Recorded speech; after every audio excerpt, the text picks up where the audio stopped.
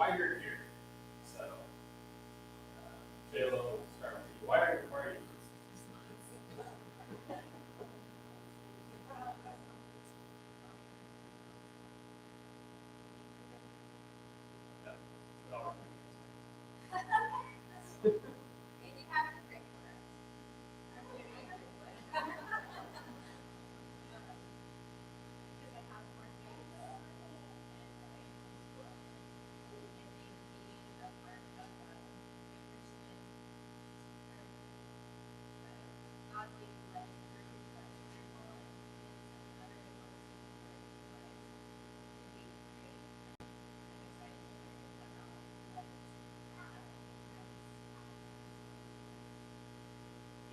Great answer. So Shayla has 4 kids, and she is looking forward to what a Christian group that's trying to raise their kids in a godly fashion can contribute to her family. So basically, okay. So next.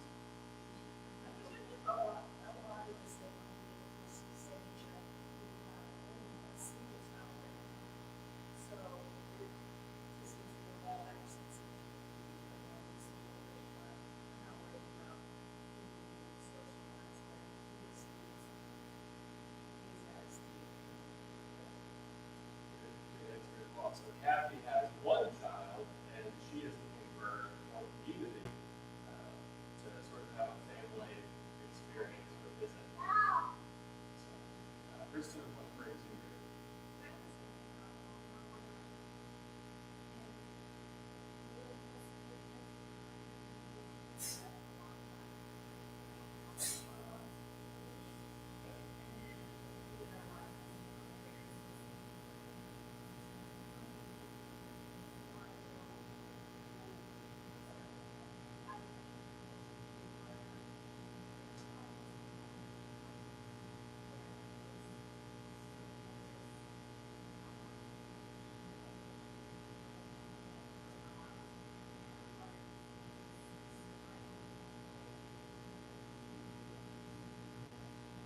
Okay, so Kristen had a group that's kind of died out a little bit.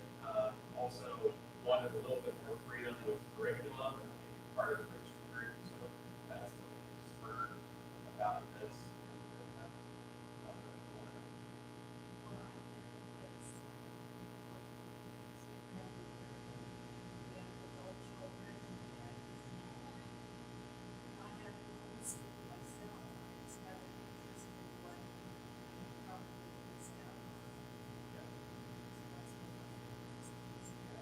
Frida is going to be a grandmother, so she doesn't have kids, and she's going to be homeschooling, but she's looking for things she might have missed out on, and just things that might be helpful for her with her.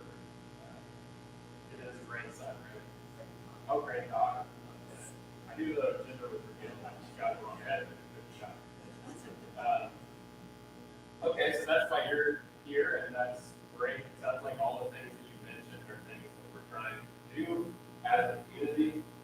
So Lauren and I have been talking about homeschooling our kids since before we had kids, and as well, if you're online, you can't really tell, but our kids are 3 and a half, about to turn 2. So we're trying to get a head start with starting sort of community, and we realized that we wanted to do homeschool. We think that's the best option for our kids. So if you're here or interested, that's probably your mentality as well.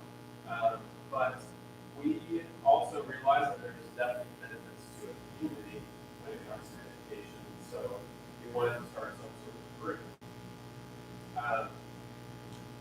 There are some things that a community, I think, can do that are better than what individual families can do, but we also, I think, didn't want to just join a group that essentially said, well, let's just try to recreate the public school environment. So we didn't want to do that. We didn't necessarily want to do a co-op where it's just like maybe too much of a commitment, or like you go to a co-op and they teach a bunch of the subjects that you can teach yourself.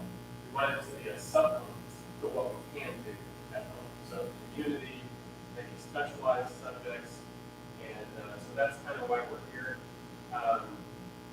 So I want to just share our specific philosophy of education. And Kristen, I know you want some freedom with your curriculum, so I just want to be clear, like this is our philosophy. You don't have to buy into it completely to benefit from this group. In fact, that's really not what we want. We want people to have some freedom with how they educate their kids, and then be able to come here as well and benefit. So I'm going to share our philosophy of education, basically, what makes us passionate about education, I think is a better way to put it. So I put on the screen, that's straight from the Oxford Latin Dictionary, sort of the standard dictionary of classical Latin. And the first educatio is a noun in Latin, and it means rearing of young, upbringing, or nurture. And that's the word from which we get education. The next one is educator, a person who nurtures or brings up children. And especially a foster father in this case, educatrix would be a foster mother. And I, as a pastor, reading words all the time, so I realize that words have meaning based on the used, and the original Latin meaning of something is not necessarily the way education or educators use today. So I get that, but at the same time, when we think of educating kids, we definitely, I think, have a little bit more in common with the classical approach that education is raising a child. In other words, it's a holistic experience. It's not just you raise your child at home, you send them off to get their education. I think a lot of you probably agree with that. Because the mentality, what this is about is the holistic thing that's happening to my kids, raising them, their education, it's all part of the same thing. So, Lauren, if you could go back and change the slide. So, we like the classical approach. Like I said, you don't have to buy into classical to benefit from the group, but I think it's just helpful to hear where Lauren and I are coming from. For one, to say that we can offer support if you're looking for a way of doing education, or maybe just supplementing or adjusting along the way to improve. But so I looked at the Vitruvian man, Leonardo da Vinci's, and he's completely naked. So I was like, can I get a PG version? And so I got this, but. Anyway, that's the Vitruvian man with some modifications. And basically the idea of a classical education is, you can put it in a lot of ways, but I think the simplest way to put it is that it's a holistic approach, like I just kind of mentioned. And it sees education as sort of the formation of a person, not just some compartmentalized thing to learn some subjects. So I think the Vitruvian man is a great way to illustrate that. The Vitruvian man is actually part of the Renaissance. Leonardo da Vinci and his friends realized that there was this work on architecture by a guy named Vitruvius from the 1st century BC, I think. And so they traveled for miles just to get a manuscript before you print books easily. And so they get this manuscript. And what Vitruvius thought was that man is a microcosm of the macrocosm that is the world and ultimately the universe. And so when you look at how a man is proportioned, you get the square and the circle there. If you notice, when he stretches his arms out, that's not part of the original. But when he stretches his arms out, if he brings them up like right here, then he's on the circle. If he brings them down like here, he's still on the circle. It can make a circle or a square. And there was this attempt that people in the Renaissance had to square a circle. There's all kinds of things, but basically, when you look at the proportions of a man, you see some really interesting things. And he's, as his span is about his height. So that's one thing. We're not all perfect squares, but generally on average, we're a square. If you take that portion of a man from his neck to the top of his head, and you multiply that by 6 on any human being, you're basically going to be the height. And there's just so many things like that that are perfectly proportioned. And people in the Renaissance would look at a man and they look at his veins. You know how your veins, you've got like some really big ones, and then you've got obviously the source and where it's flowing to and from is your heart. And you've got big veins and you've got smaller veins. Well, look at like a body of water and look at the rivers and streams that flow to it. And they looked at that and they were like, creation, same types of things. And so when we look at that, we just are in awe, but you send your kid off to a compartmentalized education and they might not pick up those things. That's wishful thinking or so on. So we want to give our kids a holistic education, and that's really our passion, is to give our kids a well-rounded, nurturing start in the rest of their lives. Because ultimately, we're going to hand our kids off, we all are, and we hope that they have a foundation to live a fruitful, meaningful life. So I've put on this slide here just various parts of education that I think we are better off thinking about as part of a holistic experience. So again, this is sort of our approach to education. But philosophy, I put up here sort of by the head just for the sake of illustration. But philosophy is very important. It's not something that's really dealt with a lot, I think, in a lot of standard educations, especially in public schools, but that's something that we want our kids to be exposed to, because people have been kicking around the ideas of where we came from and what is the meaning of purpose in life for ever since people have existed. And these are things that sometimes are pushed aside in maybe a public education setting. Literature and rhetoric, I put in by his mouth. One thing about classical education, and this is also a very big way to think about classical, is it starts with a grammar approach when your kids are at their youngest. It's like grades 1 to 4. Grades 5 through 8 is logic, and then grades 9 through 12, high school, is rhetoric. So what classical medieval educators thought should be happening in child education was they should have the building blocks, the grammar. So that's not just what we think of as grammar. That's just giving basic facts of history or science or music or anything. Just sort of getting that ground sort of laid. And I think any education is going to be like that. But then where classical education is a little different is you start to think about logic after that. So once you have the building blocks, you think about ordering the building blocks, and you think, oh no, this should come before this because that's illogical. And so the ability to reason comes from that stage of education. So we will be teaching our kids logic, formal logic. And I was just telling some of the guys in men's breakfast that I went off to college, and there was this professor who had kind of an axe to grind against religion.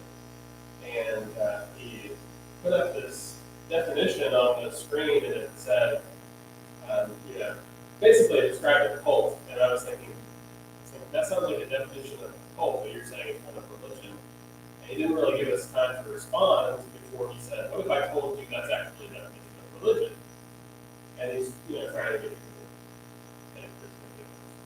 And a lot of people in the classroom, instead of sort of thinking critically through it, maybe responding and reasoning, they were just like, oh. And I was just thinking, man, even if you're ultimately going to get to the same conclusion as he is, there was just no logic going on, no reasoning through it, no classical education gives you the building blocks, it teaches you how to order those building blocks and think logically, and then ultimately, rhetoric is the ability to communicate what those thoughts are. And so it all goes hand in hand, it's all part of the same process. You don't like leave one behind at any point for the sake of another. It's just part of becoming well-reasoned, well-rounded adult. So that's why we like classical. But this group is more of a community where you can kind of supplement whatever you're doing at home. So if you want logic or anything, I'm not a good teach logic, or I don't know where to start. That's something that we can help you with. If you want rhetoric, I'm not good to teach rhetoric, but things like that are things that we can help with or we want to help with.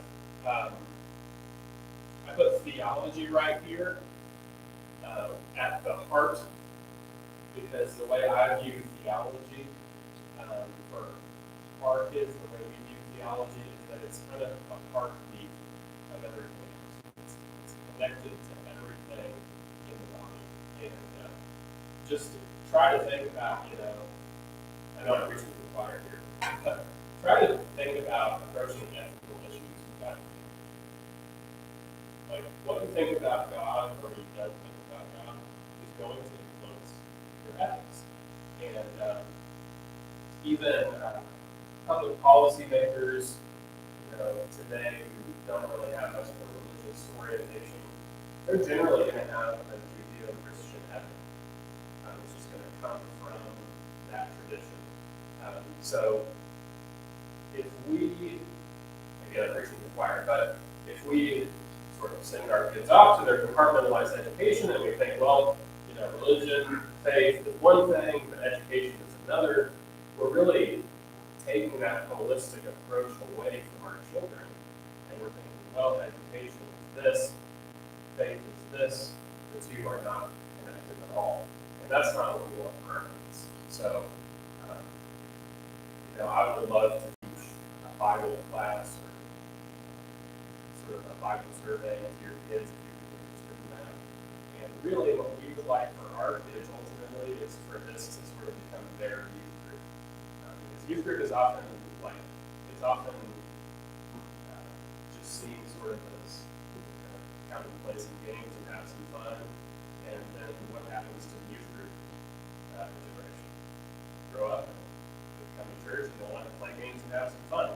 And so we want our kids to have a holistic experience that sets them up for a good future intellectually, spiritually, and all of that is part of their holistic upbringing. So I put natural sciences here with the belly for no particular reason other than I couldn't find another place to put it, but it's an integral part of who we are. And as we look at, I love the way it's been put. God wrote 2 books. One is his revelation of himself through Scripture that we've never really gotten to by ourselves. Another is this creation, and we can only get so far in looking at creation. We should start asking, like, okay, where did this all come from? Is there a God who made this? There seems to be, because of the fine-tuning and the laws that all work together, but ultimately we just can't get outside of our universe to grasp God, who exists literally outside of space and time. And scientists tell us what? Space and time are part of the same thing. Space-time, right? Hasn't always existed. Time hasn't always existed. And even when we always we're speaking in terms of time. But all these things should be connected. They should be like, we ask these scientific questions, and we see what science can tell us. And then ultimately it leaves us wondering, okay, if we're studying God's creation, if he actually speaks. So we want these things to be a holistic part of our kids' education. Music, I put here because that's where the guitar is. Really important part of education. Actually, there's a really cool video that I wish I could share with you. But I taught at a classical school for a year, and one of the things that I came across during one of our meetings before the school year was this video of planets, and it was it was, I think NASA had received the sounds that were coming off of these planets, and it was almost musical. Just because music is proportional, right? It's proportion, it's math, it's fractions. So all of these things are connected together. But technology, I kind of put legs and feet, that's sort of applied things. Vocation and life skills, all of these are things that we want for our kids. Sort of the last part about, I'm going to bore you with our philosophy of education is history is a timeline that should span all of human history. So our approach, we follow our following and going to follow mainly this book, Well-Trained Mind. I don't know if you are familiar with it. But one thing that we like about this is, for one, it's flexible, so you can follow it to a T, or you can take their suggestions, or you can supplement. But one thing that they recommend is to do grammar, logic, and rhetoric stages by going back to the start of human civilization each time. So you go back to where you started, and then you progress through, progress through. So as the kids are sort of starting with the building blocks, then think logically, and then using rhetoric to communicate themselves, they're going through the periods of history each time. And when you do that, you see where the ideas came from. And one thing that classical education typically will promote, I think basically always will promote, student right, is it tries to get kids to read great books that have been written throughout history. So in other words, you can just have a textbook that's written by a conglomeration of people, and it's not the type of book that anyone would sit down and read on their own, or you can actually point kids to the great books that have shaped civilization. So getting kids to read the Bible, getting kids to read Homer, getting kids to read Dante, getting kids to read the Renaissance and the Enlightenment, all these periods of thought, to understand where we came from and where we're going. So, and their place in it. So that is basically our philosophy of education. And like I said, it's not something that you have to follow exactly to benefit from the group, but that's where we're coming from. So our basic purpose that we're taking with the group is to supplement the home education experience. Supplement the home education. Pretty simple. And what that basically means is it's less than a co-op, because a co-op can sometimes sort of replace certain aspects of the home education experience. We don't want to do that. But it's also more than just a group that gets together for social support. So it is that, but it's a little bit more than that. So to supplement the home education experience, we want to provide emotional support for people who are walking the same road and dealing with the challenges of homeschool as they face it. We want to provide socialization, whether that's something that's informal, like we're sitting together for a cookout or a get together, or whether it's a little bit more educational, like field trips. These are things that are, I think, can be better done in the community, so we want to provide that. And then also we want to be educational with our community. Hard to do a science fair with just one child, but if you have a group of people coming together, then you can do things like science fairs. You can, if you want your kid to recite something that they memorized, or give a public speech, you can all come together, support each other in the community, do things like that. If you would like to borrow or exchange books and resources, that's something that we can do as well and support each other with. And then, like I've already kind of alluded to, if you think, man, I'd like to teach my kid this, but I'm not sure how I'm equipped, and someone else in the group is, then that would be great. If someone in the group knows Spanish and can teach Spanish, then that would be excellent. I can teach classical languages. I can teach Bible surveys. If someone in the group has a half major or something, and someone's like, man, I really don't want to calculus, like, that's something that can be very handy as well. But all of this is not replacing what's going on at home, it's supplementing. I need some help here, I like some help here. How can we accomplish that? And just if you might have resources and you know things, it's always better to have communities to do this thing, to do this together, rather than just go it alone and maybe miss out on some things.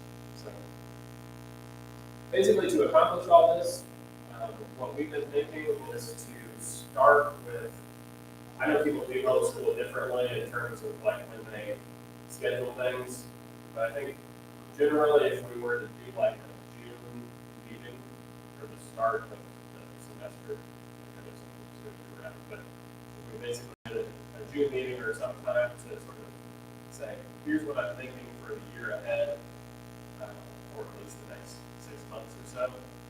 Here's what I'd like to accomplish, and here's what the group could be helpful with. If we could have like a meeting like that, and then sort of plan things, field trips. Here's a class that my kids would benefit from, and hammer down those details sort of beforehand, and then just meet as we need to meet. And like I said, less than a co-op, so I don't really necessarily envision it being something that's half a day, once a week, but maybe something that's, I don't know, more like once a month, or if it is a class, maybe it's a little bit more regular, but that's sort of as needed. So I know that was kind of a lot all at once, but are there any questions or feedback, or you didn't say this and I'd like this from the group, or anything that sort?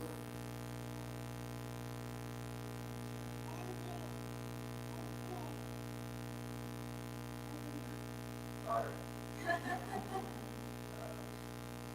I will say we do want this to be collaborative. We don't want it to be just like laying things out and everyone following. We want your ideas and Yeah, so I lay out our philosophy of education and what we can do, just sort of to present our heart behind it and what we can do, but this is definitely, the group is better than the sum of its parts. So yeah, what everyone brings to the table is what makes the group.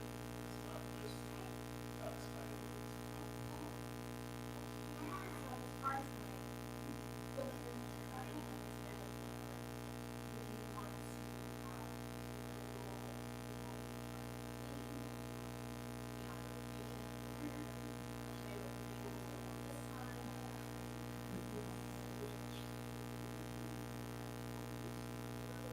That's a good question.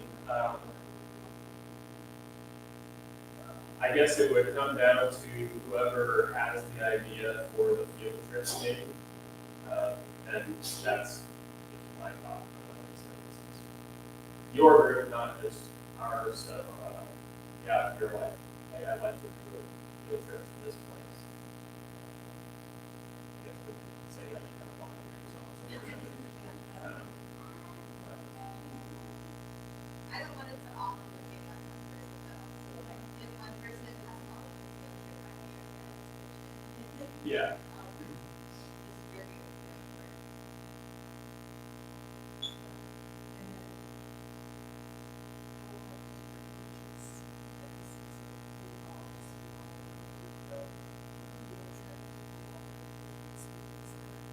Yeah, I guess it would kind of depend.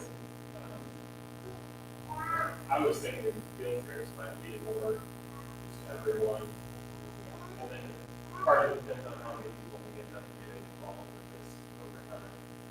As we're smaller, it might be best to take the same group and all get together. Yeah. And one encouraging thing that we read, just sort of along those lines, we can do it as a family.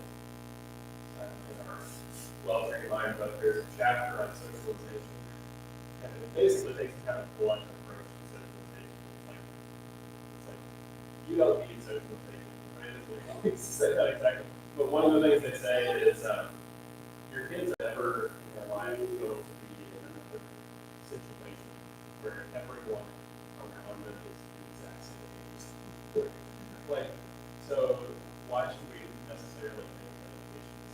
So, it'd be great if we get more kids, and there's certain things that I think would be great for kids to do with their peer group, with where they are developmentally, but yeah.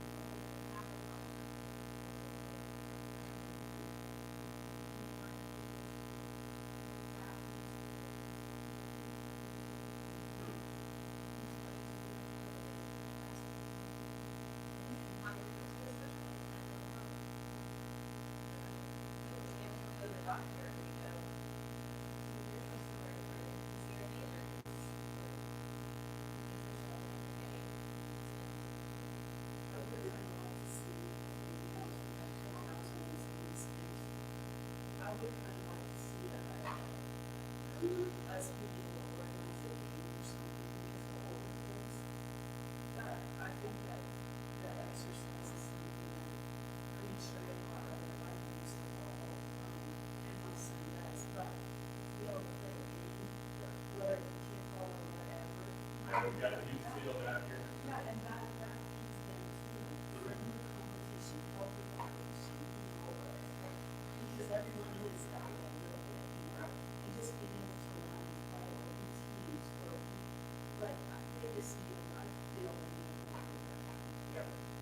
Yeah, and I'm glad you brought that up, because that was something that I meant to mention about sort of the environment we want our kids to have and be able to use the yard around here to play kickball or wiffle ball or whatever. And that makes me understand. I mean, sure that all of it, that fun stuff, like those friendships, those are the big things, those are the things.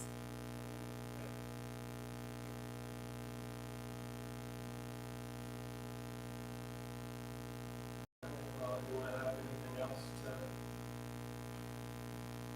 contribute? Thank you for coming and for everything you contributed. We will start here, I guess, and go from there. So, I guess next steps is to plan a meeting. We can do that. No rush, I guess, on that. We might kind of think we start the school year like August to May kind of thing. Or how, like the get-togethers, like, is that kind of, and when the summer's over. Yeah, I guess I kind of was looking at it and sort of where it's to a traditional approach, like start in August. So like the next 2 years, just. We're doing it year round too, but most of our families are homeschool. They have the same schedule as the rest of the country. They always travel a lot in summers. But that's a benefit. Yeah.